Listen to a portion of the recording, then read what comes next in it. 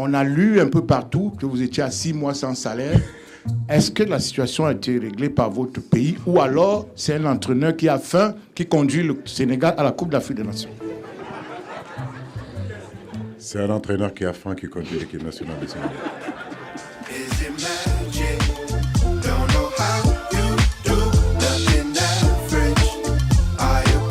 Salut à tous, bienvenue dans la quotidienne. Aliou Cissé en détente avant le choc d'aujourd'hui entre le Sénégal et le Cameroun. Deuxième match de poule dans cette CAN pour les deux équipes. Et en conférence de presse, ça a attrapé le col du sélectionneur sénégalais pour lui demander tout simplement s'il avait été payé durant ces 6 derniers mois. Parce que oui, selon le média Galsen Foot, Aliou Cissé ainsi que son staff n'auraient pas reçu leur salaire sur les 6 derniers mois. Bon, ça va, il a pris la rigolade, mais il a un petit peu la dalle quand même.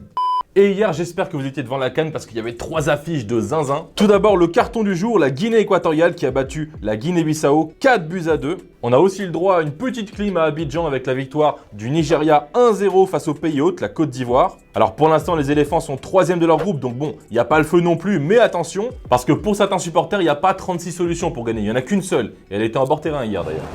Robin, faut rentrer! Didier! Faut rentrer!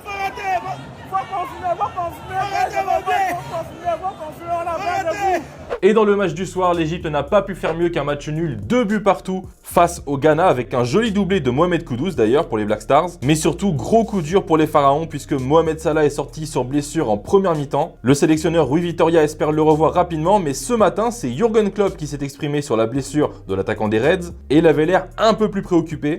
It was like hit by something like this high intense, and then we all know how rarely a Mo goes off or needs to go off, and so there's definitely something, and we will see. Allez, on passe à la Copa del Rey parce qu'on a vu un derby de Madrid de folie encore hier. Atlético Real acte 2 puisqu'ils s'étaient déjà rencontrés en Supercoupe. Et bien hier, ce sont les Colchoneros qui se sont imposés en prolongation 4-2. Encore un match de fou avec un golasso d'Antoine Griezmann en plus. S'il est dans cette forme-là à l'Euro, bonne chance aux autres équipes, hein, clairement. Futbolista mágico, hizo un gol, un duelo contra Vinicius que es rapidísimo, le puso el cuerpo, no lo dejó pasar, parecía penal, parecía que se le escapaba, parecía que se la robaban y la terminó clavando en un ángulo y tenemos la suerte de tenerlo y tenemos la suerte de que quiera estar con nosotros. Alvaro Morata nous a même inventé une nouvelle célébration avec le drapeau. Ça, on ne l'avait jamais vu encore. Mais derrière, le Real a connu sa 2e défaite de la saison. Et stat effrayante au passage. Ces 2 défaites, c'était face à l'Atlético au Civitas Metropolitano. Voilà, donc ils sont pas trop à l'aise chez leurs voisins.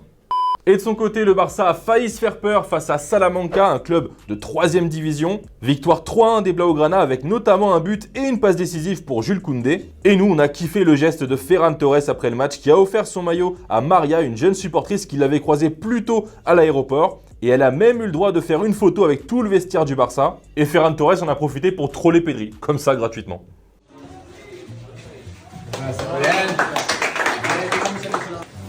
Mira lo que le hemos puesto aquí, la camiseta de Pedri.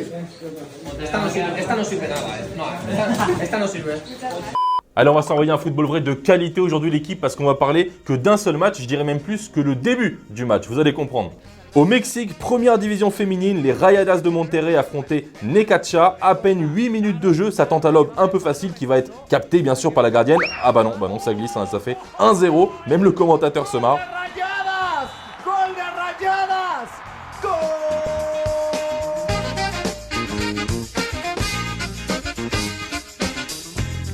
Quelques instants plus tard, 15e minute, on a fait la connaissance de la version féminine d'Ousmane Dembélé, Ana Lucia Martinez qui nous cale crochet sur crochet avant de servir un caviar, clairement une tueuse.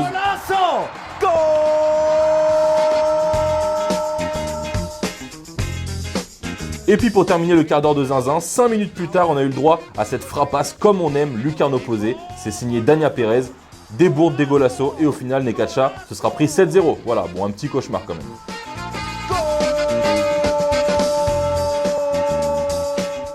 On passe à la déclat du jour les amis, elle nous vient de Kylian Mbappé et je vous rassure, vous inquiétez pas, ça concerne pas son avenir. Voilà, on est tranquille. C'était dans l'émission Envoyé spécial hier où Kix est revenu sur la Coupe du Monde 2018 et il a choqué un peu tout le monde en disant qu'il n'avait pas tant réalisé que ça au final. Gagner la Coupe du Monde c'est peut-être incompréhensible mais ça ne m'a pas fait grand chose, j'étais trop jeune. Gagner m'a fait plaisir mais je ne réalisais pas ce que je gagnais.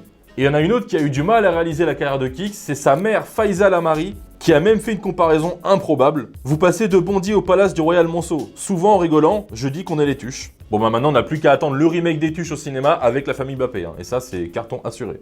Petite page mercato quand même parce que ça bouge en Ligue 1 avec une nouvelle recrue pour l'OL qui a officialisé l'arrivée de Gift Orban en provenance de la Gantoise pour 12 millions d'euros. Et autre arrivée en Ligue 1 qui se précise mais plus pour cet été, c'est le Brésilien Gabriel Moscardo qui n'est plus qu'à un pas du Paris Saint-Germain. Dans l'émission Jogo Aberto, le président des Corinthians Augusto Melo a déclaré en parlant de son joueur « Ça y est, ils ont accepté, il est au Paris Saint-Germain ». Alors le milieu de terrain est actuellement blessé et devra subir une opération. Et c'est pourquoi il devrait rester au Brésil jusqu'en juin avant d'arriver à Paris contre 22 millions d'euros. Et l'équipe précise aujourd'hui que le joueur de 18 ans n'a encore rien signé avec le PSG, donc affaire à suivre quand même. Et pour terminer notre page mercato, la rumeur Zidane à l'OM va encore refaire surface, et oui. Et c'est son fils Lucas Zidane qui l'a évoqué dans une interview pour Le Média Carré. Non seulement il a avoué que son rêve à lui c'était de jouer à l'OM, mais que pour son père, c'était pas si impossible que ça de le lier à Marseille. Ce n'est pas tabou de parler de mon père à l'OM, mais on n'en parle pas trop. Il prendra sa décision lui-même concernant le futur club qu'il entraînera. Et c'est notre question du jour, l'équipe. Selon vous, quel club devrait entraîner Zinedine Zidane la saison prochaine? Ça commence à faire longtemps qu'on ne l'a pas vu sur un banc, donc dites-moi tout. L'OM, Manchester United, le Barça, bon bref, dites-moi tout en commentaire. Et lundi, on sélectionnera 2 commentaires.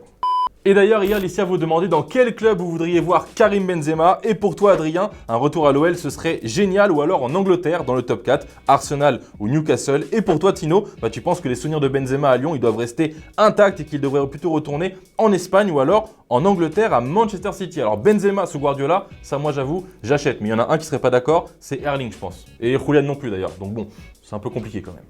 Avant de se quitter les amis, on avait un cadeau à vous faire gagner cette semaine, c'était le maillot du Maroc et l'heureux élu, c'est toi Khalil, félicitations. Et pour les autres, vous inquiétez pas, on va relancer la machine très vite. Aujourd'hui d'ailleurs, même avec un nouveau maillot à faire gagner, merci Hugo, le maillot de la RDC, il est magnifique, je l'adore celui-là. Merci à Umbro d'ailleurs au passage de vous faire gagner ce maillot. Donc pour gagner le maillot, vous savez ce qu'il vous reste à faire, on s'abonne, on commente et on fera le tirage au sort la semaine prochaine. Donc bonne chance à vous.